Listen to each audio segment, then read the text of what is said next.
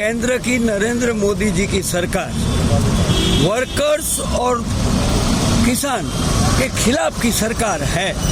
खुद नरेंद्र मोदी बोल रहे थे कि 26,000 से के बिना घर नहीं चल सकता, लेकिन आज हालत यह है कि गुजरात में 12,000 भी नहीं मिल रहा है मजदूर को। गवर्नमेंट से वो कॉन्ट्रैक्टर जो कॉन्ट्रैक्टर नहीं है, बीजेपी के कार्यकर्ता है, उनको कॉन्ट्रैक्ट दिया जाता है और वो गवर्नमेंट से पूरा पैसा उठाता है और वर्कर को पैसा नहीं देता। न खाऊंगा न खाने दूंगा कहा था, लेकिन मिल बांट के खा रहे हैं सब ऐसा।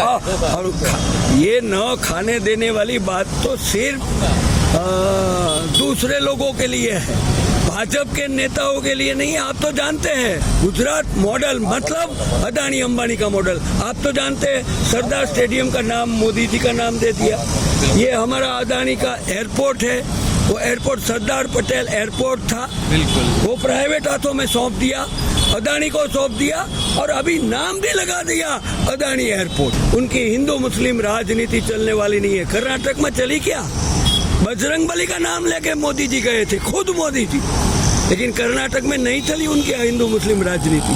हिमाचल में चली क्या?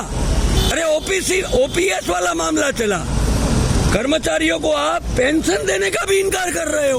हिंदुस्तान की इलेक्ट्रिसिटी भी उनके चहेते उद्योगपति अदानी अंबानी को दिया जाएगा और उस बिल में प्रोविजन है कि 75% unit per unit energy bill आएगा तो भी परमिशन किसी के लेनी नहीं पड़ेगी और स्मार्ट मीटर आएगा। मंदिरों और मस्जिदों का झगड़ा करवाना, हिंदू मुसलमान में लड़वाना। और आप देखिए जब वो प्रधानमंत्री बने 2014 में, तब से उनका एक टारगेट रहा। उन्होंने इंडिया में जितने मंदिरों में वो घूमे, जितने मंदिरों में उन्होंने पूजा करी, उनकी जो मीडिया की पब्लिसिटी हुई वो आज तक मेरे ख्याल से 500 साल के इतिहास में नहीं हुई। आप देख रहे हैं देश लाइव, देश की आवाज।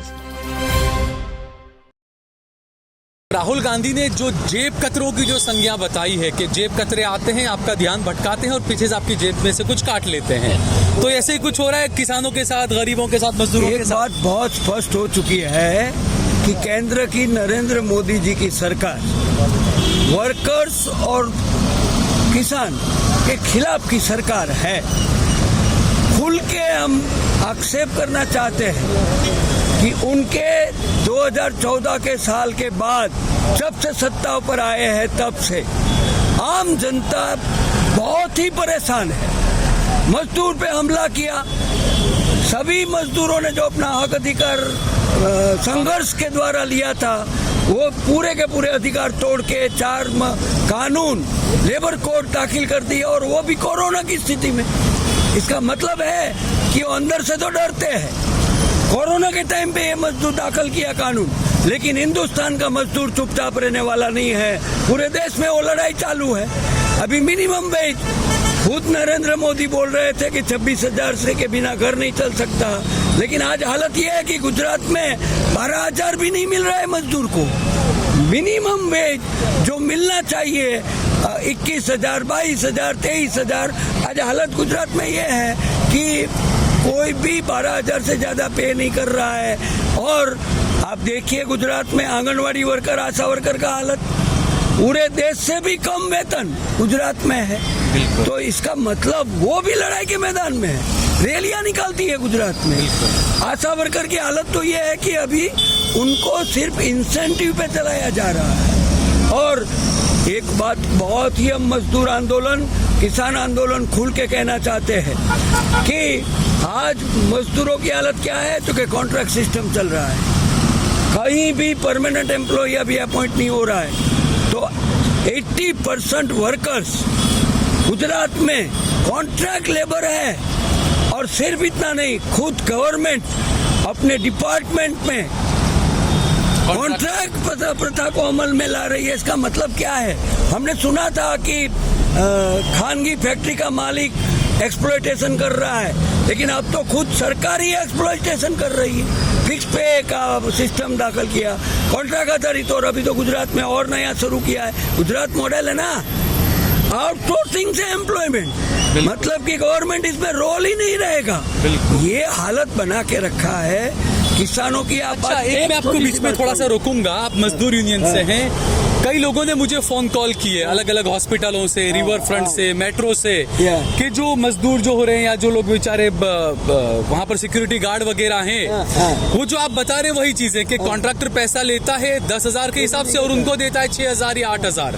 दिवाली पर बोनस वोनस ऊपर से लेता है लेकिन उनको देता नहीं है, तो वो लोग भी काफी परेशान है इसको। अरे ये बात बहुत, मैं इसलिए मैं एक्सेप्ट करता हूँ कि ये गवर्नमेंट खुद एक्सप्लॉयटेशन का रास्ता बना रही है। सिविल हॉस्पिटल कॉन्ट्रैक्ट सिस्टम से सब कुछ चल रहा है। इवन अभी लेबोरेटरी टेक्नीशियन भी कॉन्ट्रैक्ट लेबर से आता है। और गवर्नमेंट से वो कॉन्ट्रैक्टर जो कॉन्ट्रैक्टर नहीं है, बीजेपी के कार्यकर्ता है, उनको कॉन्ट्रैक्ट दिया जाता है और वो गवर्नमेंट से पूरा पैसा उठाता है और वर्कर को पैसा नहीं देता। यानी न खाऊंगा न खाने दूंगा कहा था, लेकिन मिल बांट के खा रहे हैं सब, ऐसा है। और ये न खाने देने वाली बात तो सिर्फ दूसरे लोगों के लिए है, भाजपा के नेताओं के लिए नहीं। आप तो जानते हैं कि करप्टेड आदमी महाराष्ट्र का क्या बन जाता है, डेप्यूटी सीएम बन जाता है। भाजपा के मशीन में चले जाओ, वॉशिंग मशीन है, वहां से निकलो, क्लीन हो जाओ। ये हालत गुजरात में भी है। इतने करप्शन के स्कैंडल है। एक बात और ध्यान देना चाहता हूं मैं कि गुजरात में आदिवासियों की हालत इतनी खराब है कि बात मत करो। आज हालत ये है कि 75 लाख ट्राइबल्स हैं, उनको जमीन से बड़े पूंजीपतियों के लिए बेदखल किया जा रहा है। एक तरफ से न्यू फॉरेस्ट एक्ट है, जहां कानून बनाया है यूपीए की सरकार में कि उनको जमीन का पट्टा देना है, लेकिन गुजरात में बड़े बड़े उद्योगपतियों के लिए आप साउथ गुजरात में जाइए, नॉर्थ गुजरात में जाइए, ट्राइबल का लैंड छीना जा रहा है और उनको जमीन से बेदखल किया जाता है। सेंसस में, इसके पहले सेंसस में खेत मजदूर पहले सिर्फ 51,000 थे। आज हालत ये है कि गुजरात में खेत मजदूर की संख्या डबल हो गई। 1,11,000 खेत मजदूर बन गए। इसका मतलब जमीन छीनी गई और उसको खेत मजदूर बनाया गया। तो इसका मतलब गुजरात मॉडल मतलब अदानी अंबानी का मॉडल। आप तो जानते हैं सरदार स्टेडियम का नाम मोदी जी का नाम दे दिया।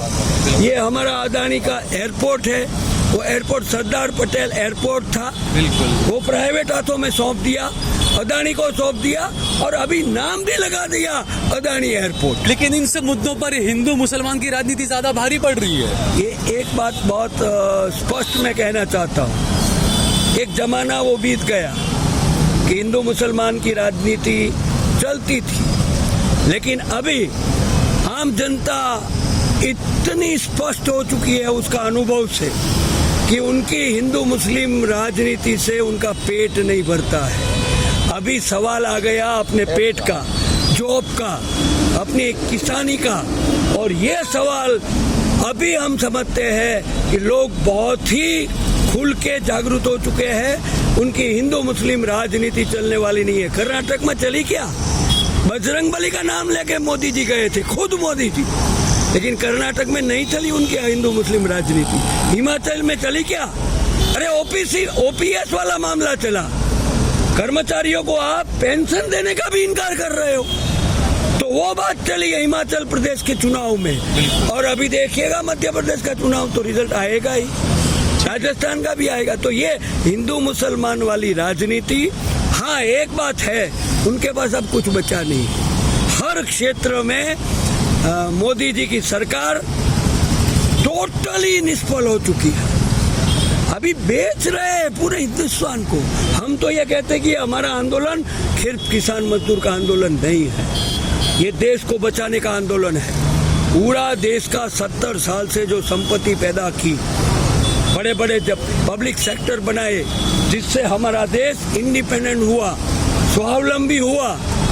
एक समय था कि हम PL 480 का गेहूं अमेरिका से खरीदते थे, लेकिन आज हालत ये है कि ये इंडिपेंडेंट नीतियों के कारण, स्वावलंबन की नीतियों के कारण देश की संपत्ति बनी, सरकारी संपत्ति बनी, फर्टिलाइजर के कारखाने बने, इलेक्ट्रिसिटी हर गांव में पब्लिक सेक्टर ने कारण गई।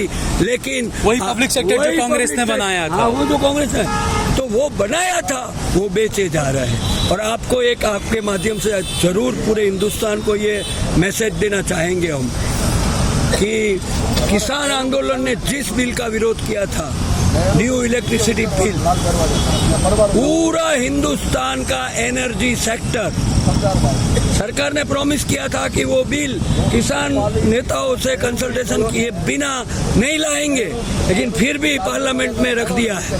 वो क्या है?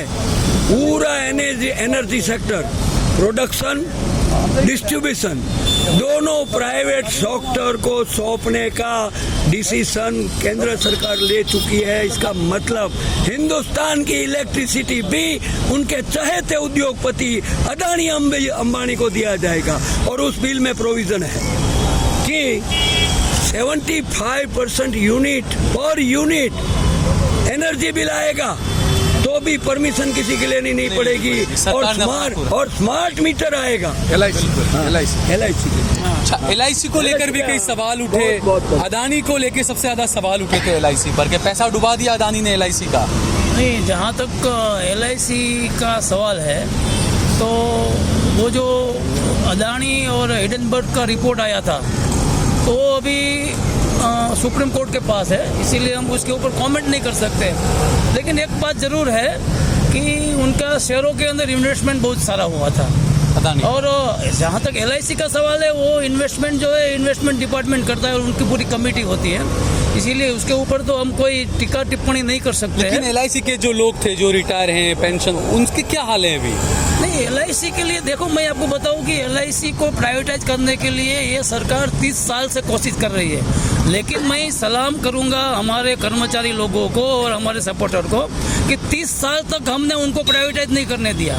पिछले साल इन लोगों ने डिसइन्वेस्टमेंट किया है, वो सिर्फ 3.5% किया है, वो भी हम लोगों ने इतना उनका अपोज किया है कि ना पूछो बात। और 30 साल के अंदर हम लोगों का जो मूवमेंट था और हमारे साथ देश की जनता का भी सहकार था, देश के प्रोमिनेंट लोगों का भी सहकार था, पॉलिटिकल पार्टी का भी सहकार था। वो सहकार की वजह से हम लोगों ने 30 साल तक प्राइवेटाइजेशन डेफर किया था। और जहाँ तक सवाल है गवर्नमेंट का, गवर्नमेंट ने जो LIC का डिसइन्वेस्टमेंट किया है, अगर कंपनी की जरूरियात हो तो डिसइन्वेस्टमेंट करे तो बात अलग है। लेकिन इन लोगों का जो बजटरी डेफिसिट जो था, बजटरी डेफिसिट को लेके हुए इन लोगों ने डिसइन्वेस्टमेंट किया था। ये लोग जो पब्लिक सेक्टर बेच रहे हैं, वो अपना बजटरी डेफिसिट लाने के लिए बेच रहे हैं। वो LIC तो वैसे ही अच्छा खासा चल रहा था, उसको घाटे में लाकर चल रहा था और चलेगा। हमको तो विश्वास है कि हम लोग एम्प्लॉय का इतना कमिटमेंट है कि चाहे सरकार कितनी भी ताकत लगाए, हम LIC को अच्छी तरह से चलाएंगे, क्योंकि बहुत एक हम कमिटमेंट के साथ जी रहे हैं। और इन लोगों के साथ हमने इतना स्ट्राइक किया, इतना संघर्ष किया, चाहे जितने हम बेच नहीं देने की, हमने हमारा एक कमिटमेंट था। और जहाँ तक दूसरा जो बताया अभी अरुण भाई ने, ये सरकार की जहाँ तक बात करूँ तो इतना इन लोगों का, हम लोग तो बोलते हैं किसान आंदोलन बोलता है, मजदूर आंदोलन बोलता है, लेकिन सरकार की खुद का जो एजेंसी जो है, मैं आपको बताऊं NSSO जो है वो सरकार की एजेंसी है। वो एजेंसी बोलते हैं कि पिछले 45 साल के अंदर बेरोजगारी का जो दर है वो हाईएस्ट दर ये सरकार के अंदर हुआ है। दूसरी बात जहाँ तक सवाल है कि जो हंगर इंडेक्स जो है, देश का हंगर इंडेक्स, वो भी उनकी एजेंसी है, हमारी एजेंसी नहीं है। वो हंगर इंडेक्स के अंदर भी पिछले 10 साल के अंदर देश कई पीछे धकेल दिया गया है। उसका मतलब ये हुआ है कि ये गवर्नमेंट का जो शासन जो है वो सुशासन नहीं है, और ये सरकार जो है जो शासन कर रही है कुछ लोगों के लिए, कुछ चंद लोगों के लिए शासन कर रही है। ये जो बातें की जा रही है, बिल्कुल, क्योंकि भूखमरी वगैरह के जो मामले हैं उसमें पाकिस्तान और बांग्लादेश हमसे बेहतर बताए जाते हैं अब। अच्छा, आज जो लोग आप खड़े हुए हैं, क्या है आपकी मांग, आप संक्षिप्त में बताएंगे? मैं मणिभाई सोलंकी, गुजरात INTUC का जनरल सेक्रेटरी हूँ। यहाँ सब लोग केंद्रीय जो आंदोलन के जो यूनियन है, ये इसलिए हम खड़े हैं कि धीरे धीरे डेमोक्रेसी नहीं है, धीरे धीरे वो डिक्टेटरशिप हो रही है। हाँ, देखो वो कहाँ गया वो आदमी, वहाँ था, MBA हुआ, उसको नौकरी नहीं है अभी, हैं शिक्षण में वो मुनाफा कमाने वाले सब शिक्षण संस्थाएं के खेती के लिए किसान की शोषण होता है, विद्यार्थियों का शोषण होता है, सब लोग यहाँ गरीब आदमी है उसको मजदूरी नहीं मिलती है, वो सब मिलकर ट्रेड यूनियन वाले यहाँ के हमने सरकार के सामने, राज्य सरकार के सामने, केंद्र सरकार के सामने हमने आंदोलन छेड़ा है। तो ये आंदोलन के कारण सब लोग जागृत होते हैं, सब यहाँ जाते आते हैं, सब लोग उसको जाते हैं, भाई उठो जागो और देश को बचाओ।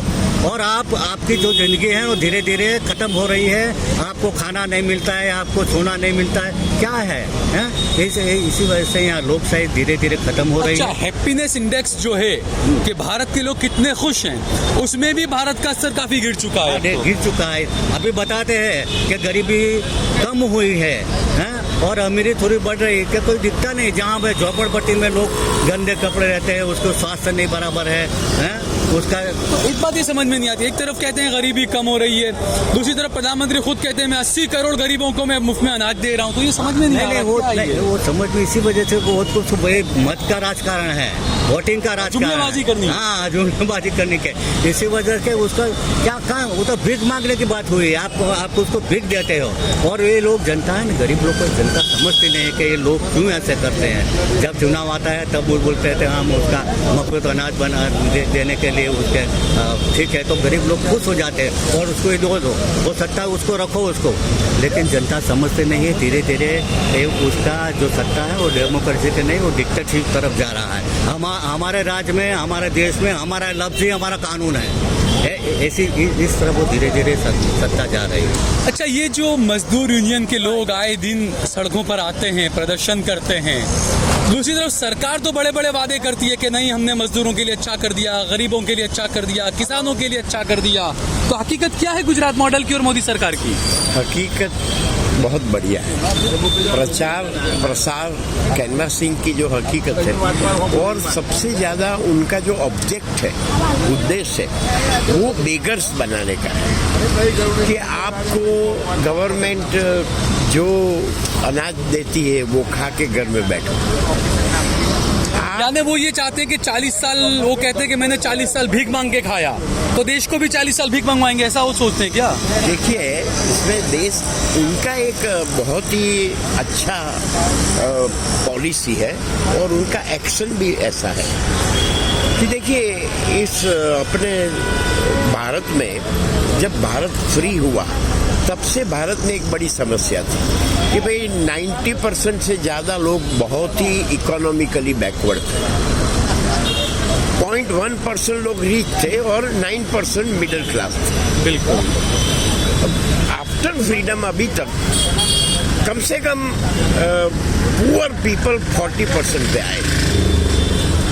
अब उनकी पॉलिसी ऐसी है कि पुअर पीपल 80% होने चाहिए और मिडिल क्लास रहना नहीं चाहिए। यानी क्रॉनिक कैपिटलिज्म को खूब बढ़ावा दिया जा रहा है इस सरकार में। कैपिटलिज्म को बढ़ावा देना और मंदिरों और मस्जिदों का झगड़ा करवाना, हिंदू मुसलमान में लड़वाना।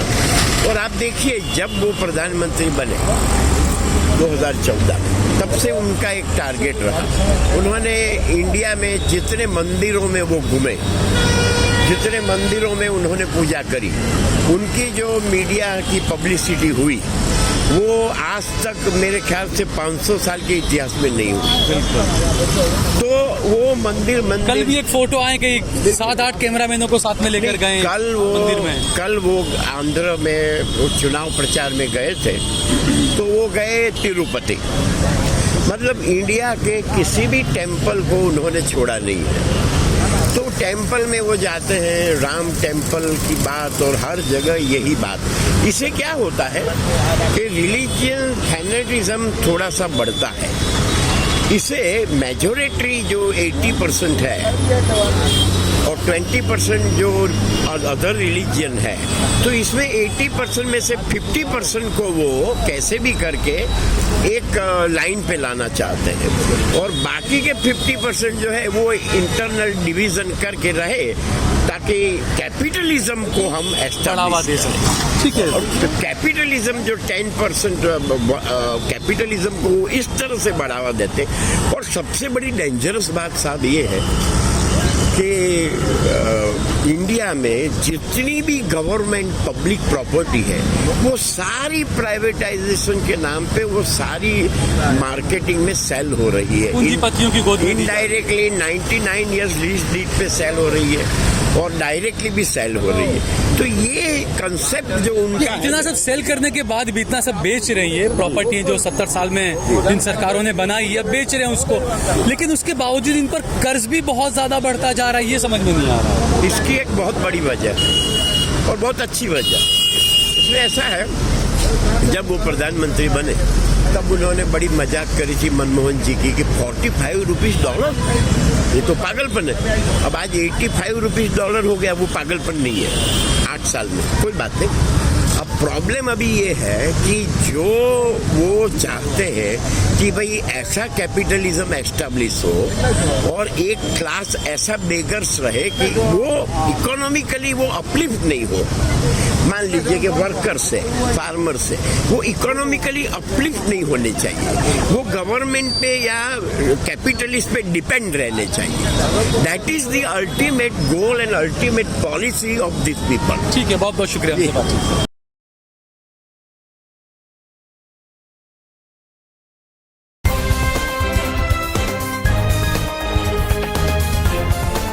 देश और दुनिया की तमाम छोटी और बड़ी खबरों के लिए हमारे चैनल को सब्सक्राइब करना न भूलें और बेल का बटन जरूर दबाएं।